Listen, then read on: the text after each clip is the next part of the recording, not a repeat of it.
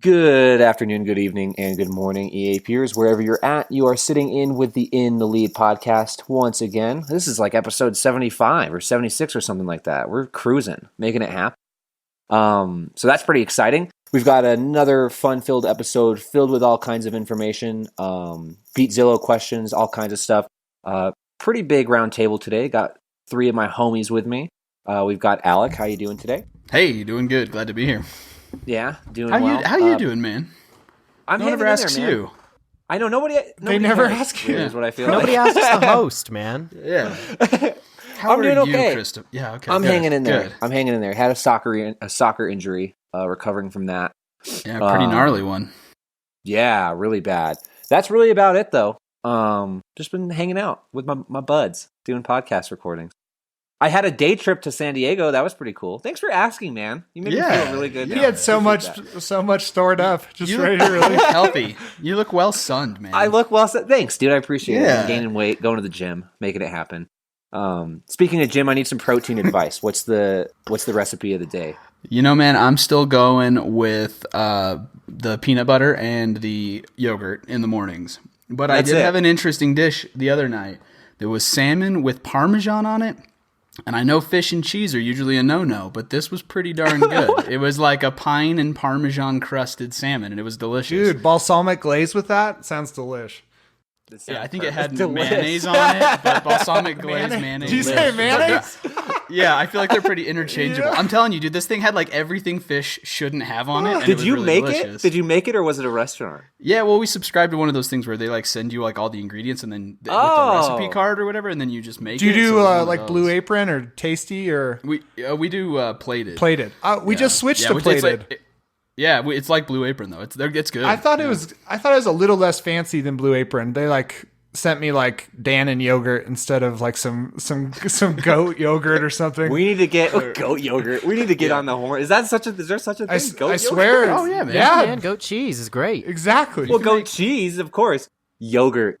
You guys are out of control. We're gonna have to plug Blue Apron and get some advertising revenue from these guys, dude. Yeah, we should specify that. I guess at this point that we are not sponsored by either. Officially not endorsed by anyone we talk affiliated. about yet. Speaking of non-endorsements, we do have our GQ model in here as well. His name is Kelvin. He's got that stunningly beautiful slicked back hair, big fat microphones on or headphones on his head. How's it going, man? I'm doing good, man. How about you? Thanks for the intro. I'm Every hanging week, in there, man. I know. I'm trying to make it happen. Okay, I gotta admit the watch strap idea I love because it is getting pretty warm out. So you did hear that? I know you were last podcast. I'm glad you heard that. Yeah, absolutely. What's the next one? I want to know the next. What did I miss with this watch band? Oh, I said to change out the watch strap to a fabric instead of a leather watch strap. That way it's not sweating on your wrist. It just feels more comfortable. And it's still pretty styling, man. I like that. Fair enough. This week it's all about patterns. Don't wear too many patterns. So wear a solid color shirt, wear the dark blue jeans, wear a solid color blazer, and then make sure the tie has the pattern going on. Yeah, you don't want to overdo patterns, what's man. got the pattern. Just I don't know, man. One piece of clothing with the patterns. You can do the pattern shirts, but it's all about balance. You know what I'm saying? I'm feeling you. I'm a fan of the Hawaiian shirt, man. Oh yeah, it's spring. Yeah, floral prints, dude. Yes. Kelvin gives GQ advice, not Hollister advice. You know, this is no cargo shorts. None of that. That's what I love to hear. And then we also have Mr. Rosie Robert looking good, getting some sun as usual. And we know that he is an absolute joy to work with and talk and discuss about green homes and gardening. And since spring is coming in guns hot, I know I've planted my garden. What about you, Robert? You were talking about concrete blocks or something? Oh, yeah. So my gardening tips. Check out, type in, go to Pinterest and type in cinder block couch. You'll see exactly what I did. It's pretty sweet. Bunch of cinder blocks lined up and you throw 4x4s between them and I made like a 12-foot long couch for outdoors. It's pretty sweet.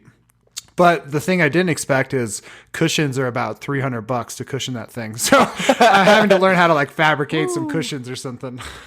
I'm sure there's a Pinterest board on how to make There it. is. I already found it. You guys want to know the actual hack? This could turn into like a life hack podcast.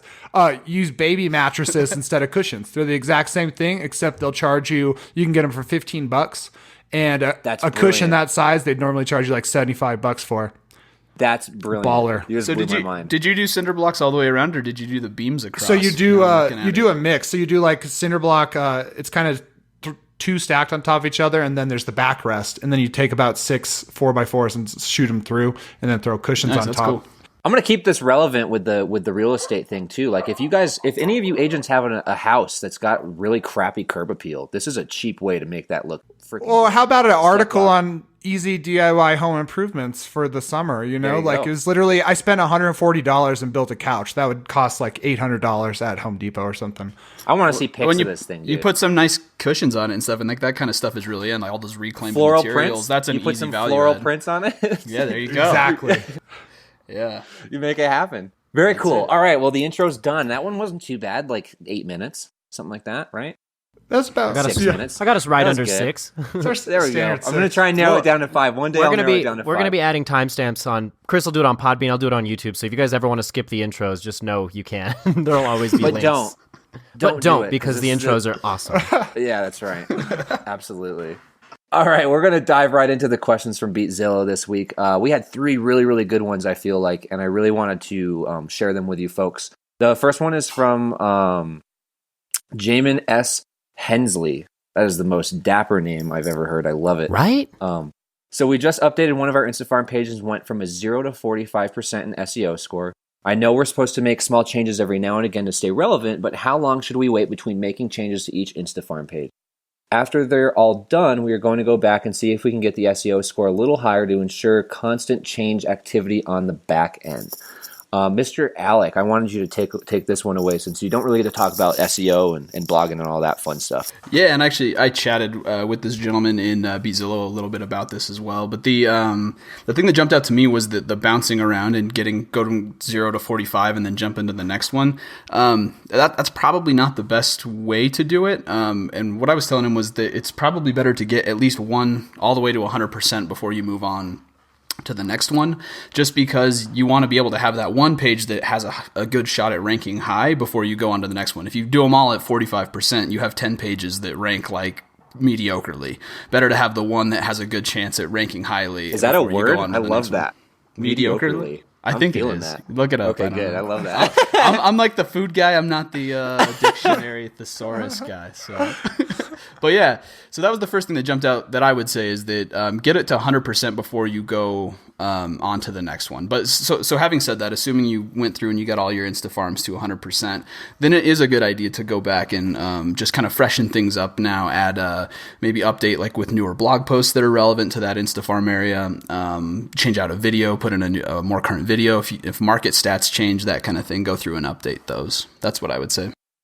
Yeah, absolutely. Kelvin, you want to chime in since you have a lot of familiarity with SEO and blogging and all and InstaFarms and all that good stuff? Yeah, Alec and I actually talked about this a little bit, and there's no really, at least that I've come across, set rule when it comes to updating your content.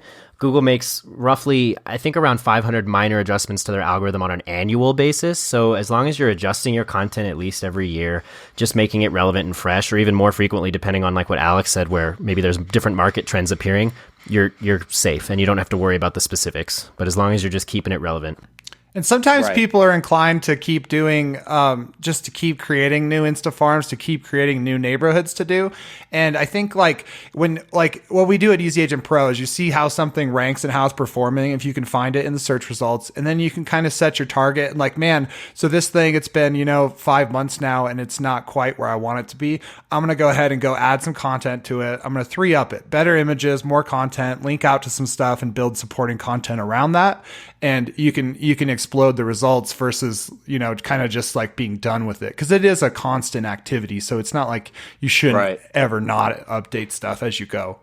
I would also say to do the searches for your content occasionally every couple of weeks, maybe, because there was a gentleman I worked with in Seattle and we got his InstaFarm page on page 1. And then after about, I think it was like 3 months later, he sent me an email and was like, hey, I just fell to like the top of page 2. And so we went back and we went through his page again and we adjusted some of the linking in the page itself. We added some more images, we changed it out, and he started climbing back into page 1 again. So it's good to just kind of keep tabs on it.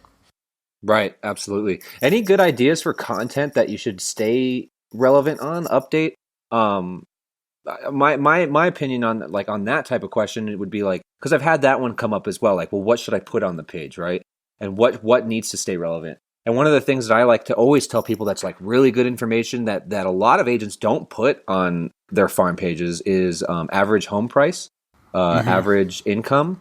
Because that stuff is shifting pretty constantly. So yeah, and that's stuff that you need to stay relevant and update on. It's school districts. Like if there's a school that has like a really good grade, right, and then a second one pops up, you want to add that second school in there.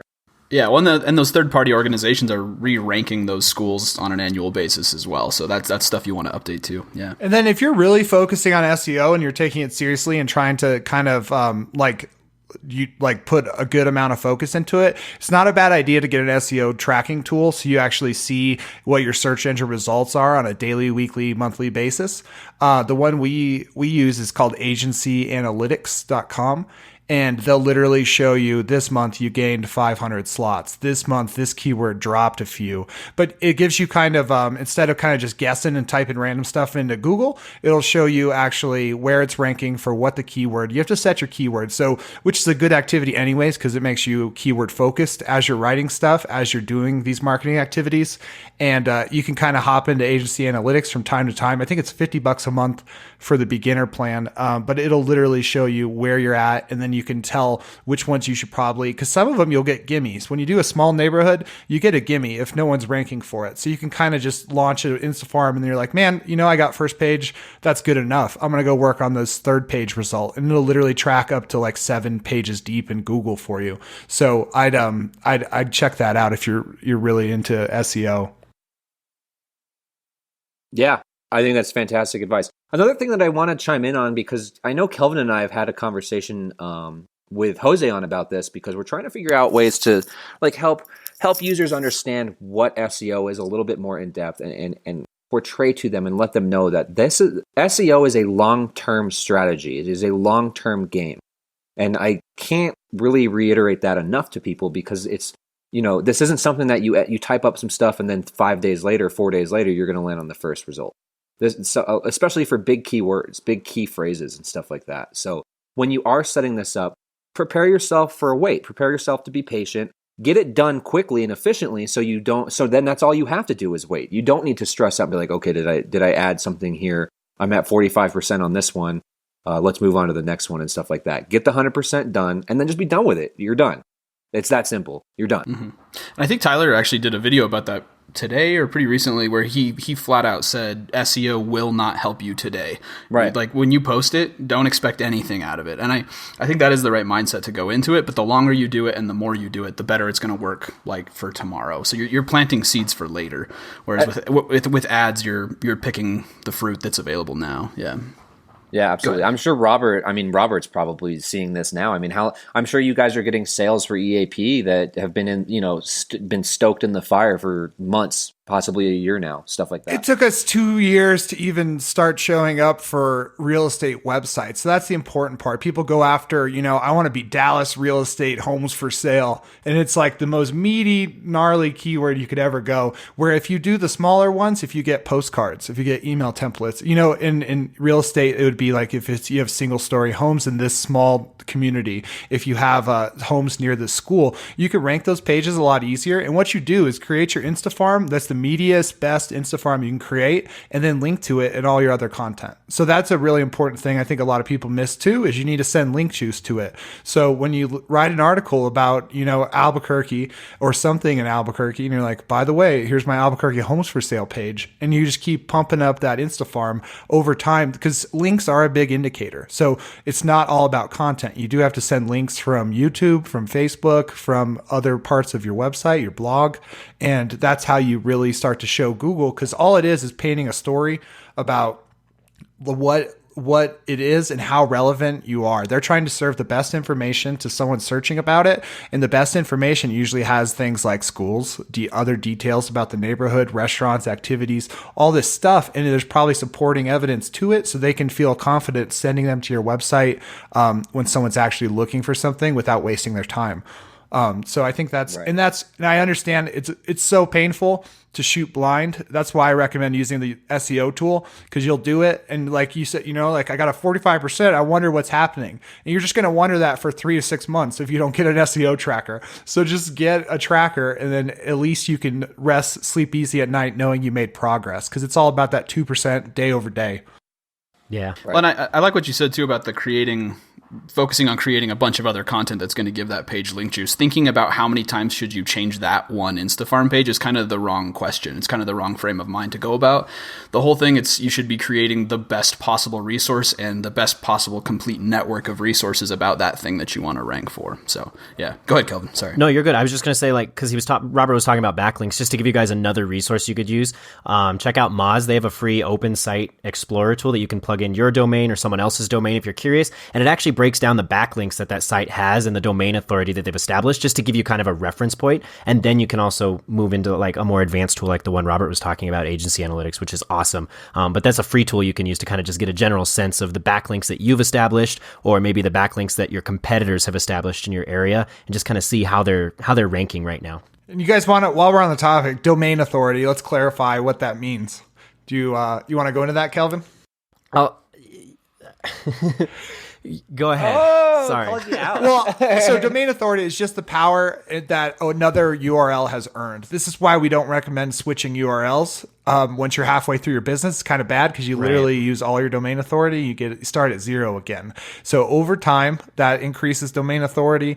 If the amount of traffic increases your domain authority and all this stuff. And the only reason it matters is because when a high authority site links to you, it has more weight and link juice. So it's a more valuable link than, say, a link from YouTube, which is called I don't want to get too gnarly. It's a social 2.0 link, but you really want to do get gnarly. Yeah, you really want to do it from. The point is, you can start looking at people you might want to, like we talk a lot about working with restaurants or something. So if you can go look at all these restaurants' website and see someone who's active, or a small business in your town, and see what their domain authority is. And if they've been there since the beginning of time, chances are they have a pretty good domain authority, and getting a link on their site would make a lot more sense than getting a link from, just a random kind of web property.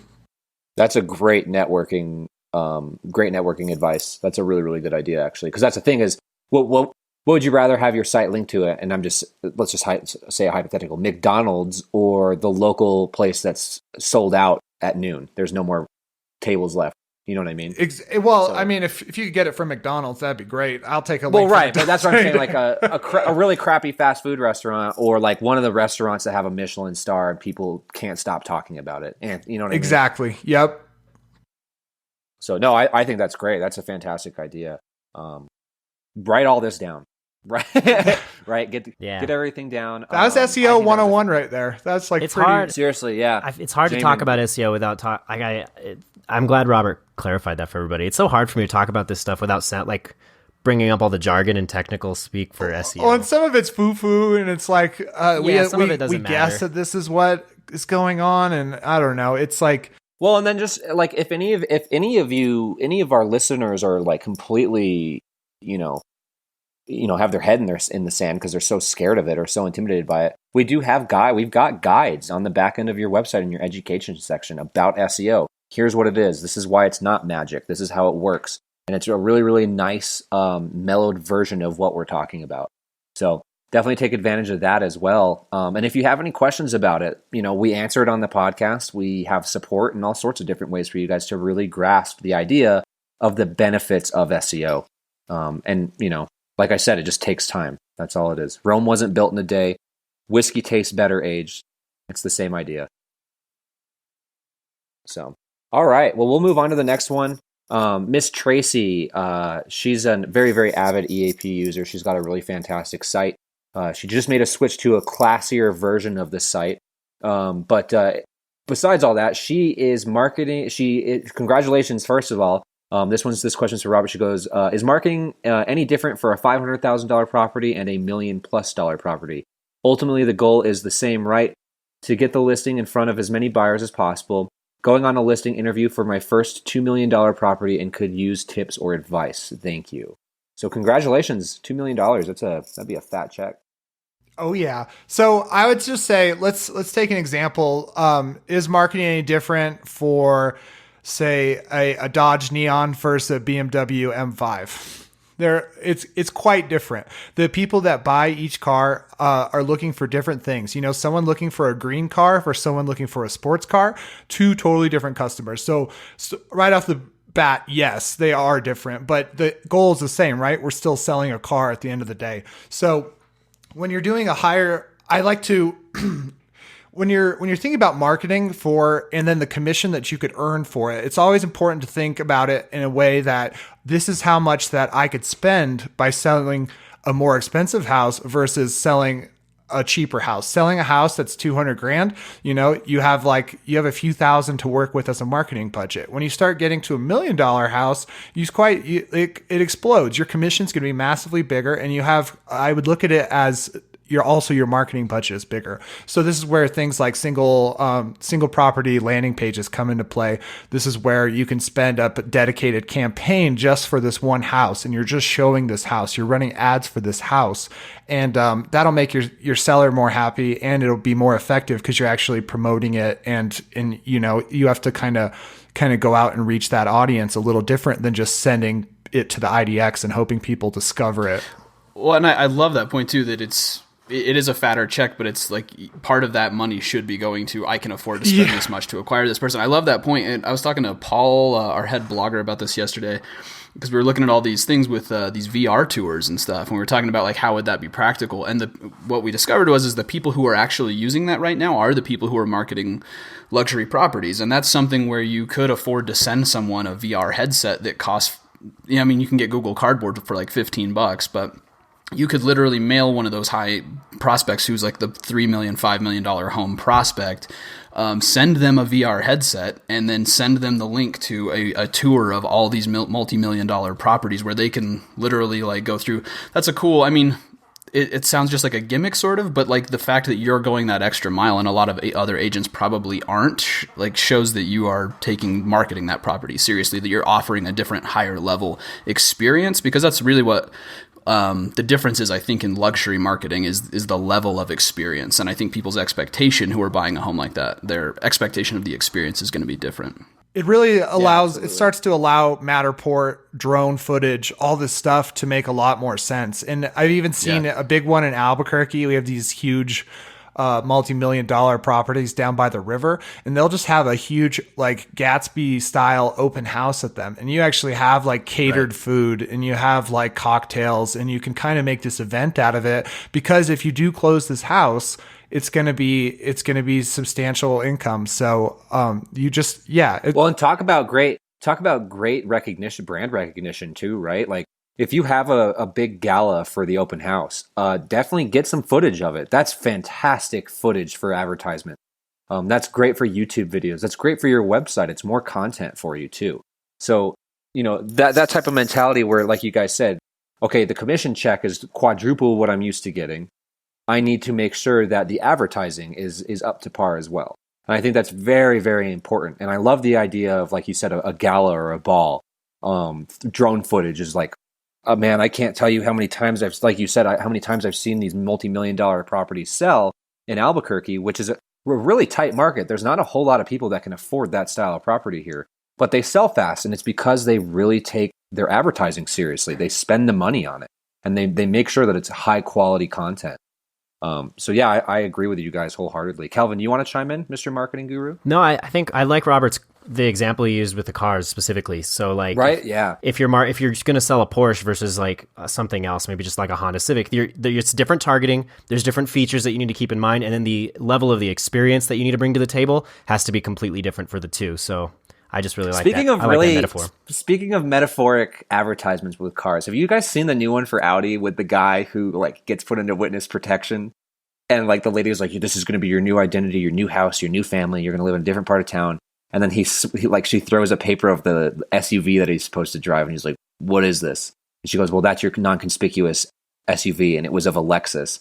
And he looks up at them and he goes, no, thanks. And he just takes off in his brand new Audi that's like totally baller, looks great, you know. And that's that type of mentality of like, stand out, right? Make it look better and bigger. This may be a $2 million house. Advertise it like it's a $5 million home. That type of idea will work in your favor.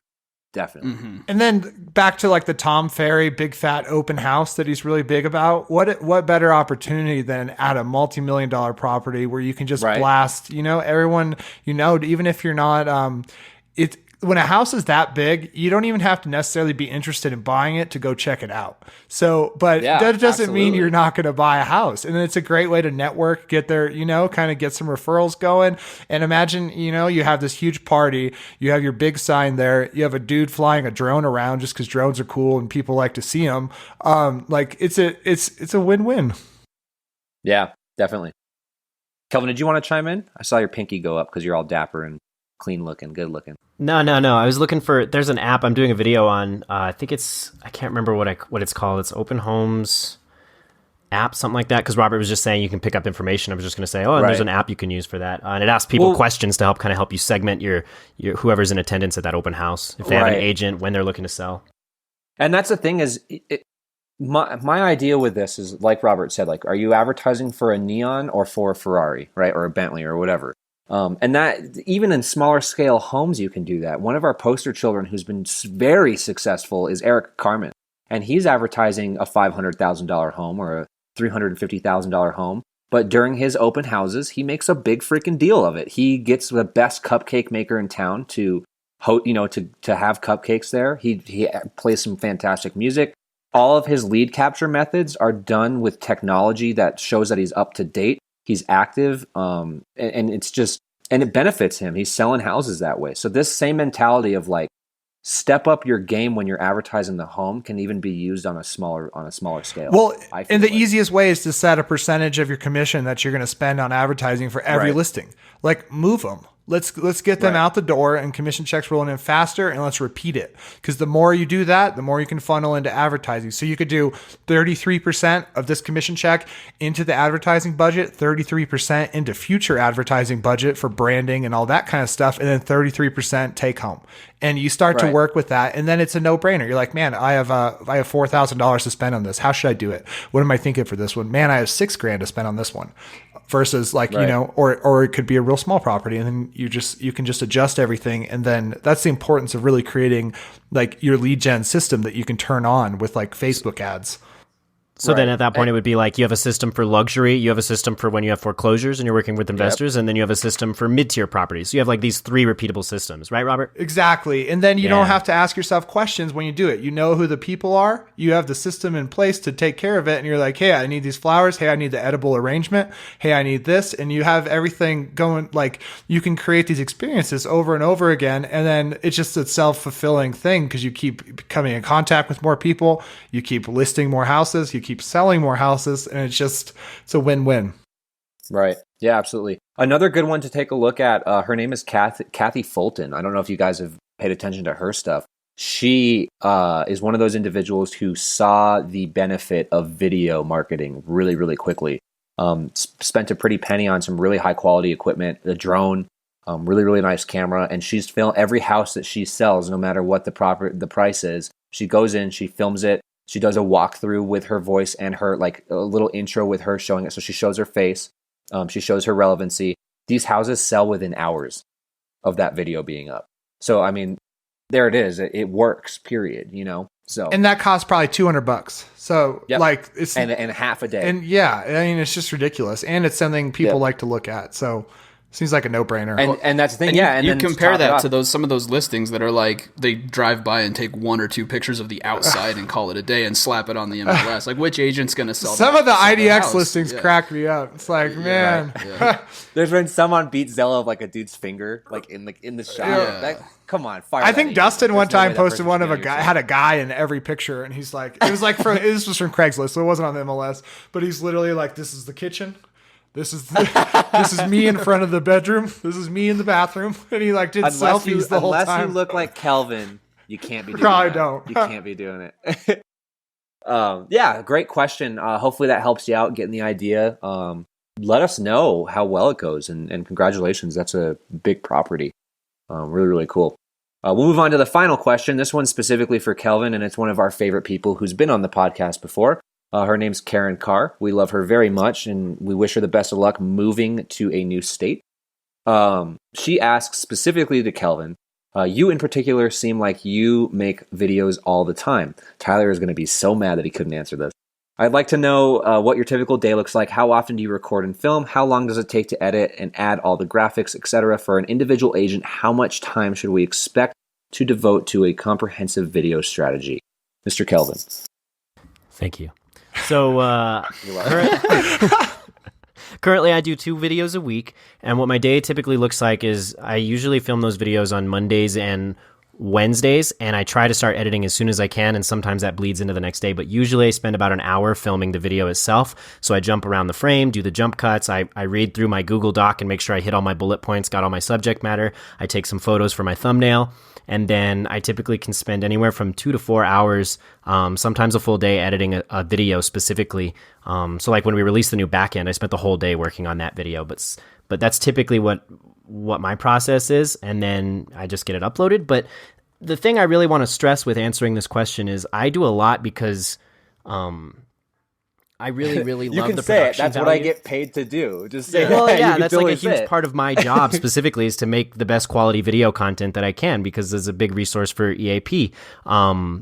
And also, I really like adding the production value to it, and it's something I really enjoy. So I use Premiere and I use Adobe. But then you have the opposite spectrum where you guys don't have to be taking that much time. You don't have to be taking a full day to create a good video. You've got things like Quick, you've got Camtasia, and you could create a quick video of a walkthrough of a house, or even just a video of you standing out front talking about the property. And you can do that in 30 minutes tops and get it uploaded to, Instagram, iMovie is Snapchat. fantastic. Yeah, you can do that quick. Tyler makes his videos in a completely different fashion than me, and they're still really good videos. Like, he can sit down in 30 minutes, create the video, because he doesn't do jump cuts. He does it straight through. He'll have it published, ready to go in Camtasia, and he's done. He even uses an app called TubeBuddy that's a Chrome extension, and that auto-populates a thumbnail for him. So you can do either one and You can still create streamline it. really quality content. Yeah, absolutely. I just don't want people to feel like it takes hours and hours to do quality video content, because that's not what you have to do as an agent. I feel like Robert's gonna. Do you want to say something, Robert? Oh no, it's just it cracks me up because Ty's like meat and potatoes. So he's like, he gets on, just records it, and it's done and it's uploaded. And there's a certain, like, I would say, think about what the intent of the video is. If you're going to have one on your homepage, if you're going to have it on this landing page that's going to be like you're running ads to, there's no reason to not make it look really good and spend a little time. But if you're doing it for a blog post and you're like showing something that's probably it's just for content's sake, and it's going to be some nice value, but it doesn't necessarily like tie to leads or stuff like that, then you can spend a little less time editing and kind of doing the, That's a good point. the text That's a really good cues point. and all this cutting and stuff. And it's like, hey, I made this quick video. It's more important that you're persistent and just keep making videos, because volume is important as well. So Yeah. Volume's That's important. a really great point. Go ahead. Go ahead. I'm sorry. I was just no, he's right. Volume's right. Volume is important, and then also, like he said, the information itself, the actual sustenance and meat of the video is important as well. And then just really balance out the time you're taking to add to the production value of it. Exactly. You should be asking yourself, it's almost a 2-part question, right? What is this content going to be used for? What is my end goal with this content? And how long should I spend on it? It should be a 2-part question. Yeah. Obviously, like Robert's saying, if it's going to be really juicy, meaty content that you're going to have, it's going to be a long-lasting piece of information, spend the time and energy editing it. Spend the time adding thumbnails. Spend the time adding bloopers. Make it very, very personal. If it's just going to be, like you said, meat and potatoes, super quick, easy, just this is info that you need right now, and that will be relevant for a short period of time, slam your beautiful mug in front of that camera, talk about it really quick, and then get it up as fast as possible so you do have that content. And then if you want to meet somewhere in the middle, you can kind of blend the two together. And it's really like, God forbid, iMovie, but you could just bust open iMovie, have your intro. I use it. You have a template. That's what I was about to say. I use it. Yeah, it's not bad. I mean, they have literally drag and drop transitions. It's like really easy once you get the process down. So if you write out like what your minimum viable video is, and you can kind of feel like, oh, I'd love to have an intro, a title picture, and then maybe some transitions in between. And then you can create a template of that and use that template every time, plop your video in, and then it'll look a little more refined and mastered than just straight uploading, like just taking the video and uploading it. Right. Absolutely. I'm curious, like I almost want to ask Kathy, like how long does it take you to edit one of these tours? Because I mean there's a ton of content. These are 8-9 minute videos, some of them. And they're in depth, but from what I understand, what I've talked to her and stuff, it's only like maybe she says maybe a day, if I remember correctly, something like that. I mean, it doesn't have, and it's a high quality video. It doesn't have to be this 5 day long process or this intimidating process. Well, and the big thing too is just do it, right? And take the time to get acquainted with it. do you know how many digital marketing and video production students are at the college near you? Those guys, Right. like, I mean, you could get a partnership with someone where you know. That's a whole 50 packs of ramen, dude. Yeah, You exactly. could hire someone to do that easy. You're like, here's a box of ramen. Kelvin, I let me need ask this you, I video. want to ask you this, Kelvin. How, like, when you first started doing videos, how long would it take you, honestly, to do, let's say, a 6-minute video? How long would it take? Not very long. Not very long. No, it didn't. I mean, when I first started, but I've been gradually building in terms of the effects that I'm adding and the sound effects and all of that stuff. But when I first started, it doesn't take long to get started. And I think that's what I really want to stress. Were you intimidated? Were you like super intimidated by it at all? Oh yeah, because I started right away with Premiere, which was a complete mistake. I should have started with It's like iMovie you or should something. stay away from You can Adobe. launch You you can can't launch a trust Yeah, Adobe. man. with I that. started with Adobe right away, and I just sat there for hours trying to go through all the tools. Like, I don't know what any of these do, man. So that's daunting. Yeah. Start at the right place. Start with iMovie. Let's just say start with iMovie. It's so easy. Or They take care Camtasia. of it all. Camtasia's nice too. Robert just And hates even Adobe. then, like, Yeah, We don't had- use Adobe well, we- anything. They just rip you off. Kelvin and I had a conversation after work one day about making videos, and that was what I told him. I was like, I'm using iMovie, and he goes, Chris, honestly, man, there is so much stuff you can do with that. It is unbelievable, and the trick is just trying to find it. The trick is just trying to streamline it and get it sorted out and experiment, and that's all it takes. And now it might take you even longer to do movies and do film and stuff because you do know all these crazy cool effects, this crazy cool stuff that you can do, and it's worth it. It's worth it in the end. Sorry, my dog just made a noise. I panicked. I hope everybody heard it on the podcast. Did they? I didn't All right, hear I'll it. leave her in there. I hope she's so. She's a good little guest to have on the show. So she'll keep her on. Good there. question though, Karen. I hope that was kind of the answer. I hope that was the answer. That You should have were just looking for. I hope I was scared able to cover her. everything. One video takes 2 weeks. Easy. That's what you should have said. Just freak her out. I've been filming these videos way in advance. It takes weeks of preparation. Well, that's something you see, do it. right? So you go look at like real corporate brand videos that actually did take 2 weeks to make. You know, you're like, I'm watching like, you know, it's like, man, that John Oliver video was nice. And it's like, these guys have a whole team of people doing stuff behind them. And you feel like you can always see the difference, but it doesn't matter more and more as like YouTube grow. Everyone's making videos. So it's like, now it's just, I mean, what's the minimum bar for a video, Kelvin, would you say? The minimum what? Like, what's the minimum bar? It's basically HD, nice enough audio. Right. HD's 1080p is fine, and literally every smartphone out there shoots that at least, so it's not hard to get access to. Right on your iPhone. Yeah, the audio on your phone's even perfectly fine. There's literally, you have access to everything you need Exactly. to start with video. But people like to hype it up, and then it just keeps them from doing it at all, and that's the biggest mistake. There you go. Bam. And Karen, this is an honest critique about your stuff. I think your videos are fantastic. Same. Everything you've put out, everything you've done has been awesome. So Yeah. you're doing the right things. And now it's kind of cool to have that nice fresh restart from moving into a new area and really getting, that stuff works in a different one. Now it's time to experiment and see if it works in this new market. So you're in a pretty cool position, I feel like. So keep it up. Keep up the good work. And if you guys have never seen Karen's stuff, take a look at it in the Beatzilla group. She's even ran like kind of a small advertisement for us for one of the apps on the phone. I remember that, and everybody was like, "Dude, did you see what Karen did?" Why don't we have those? I know you spend more time than we spend on it. So you're doing a good job. Hopefully that answers your question, Kelvin. Thank you so much for taking that one. We can rub it in Tyler's face too that your answer was great. Kelvin was the right guy to answer. Right? Oh, hopefully Tyler didn't. Tyler, you heard nothing. Thanks, man. Love you, Ty. Love you, Ty. Awesome. Thank you guys so much. I think that's it for the questions. If you guys do have questions or like what you hear, feel free to send us a comment or a question to support@easyagentpro.com. That's the email. We have a Twitter, and you can tweet us at EasyAgentPro. Other than that, there's all sorts of other ways, I guess. We're all over the place. You can find us. Please tweet Kelvin us At the Twitter, please. Le tweet. At the Twitter. Le Twitter. Make sure, that's the best place to really ask. Other than that, the Beatzilla, we post weekly or every other week if you guys have any questions for the podcast. That's how Karen got a hold of us. So take advantage of that. Other than that, thank you guys so much for listening. Robert, I almost said Tyler again. Kelvin and Alec, thank you guys for sitting in. I always enjoy talking to you guys. And as always, we will see you next week. Thanks, guys. See ya. Bye, guys. Woo!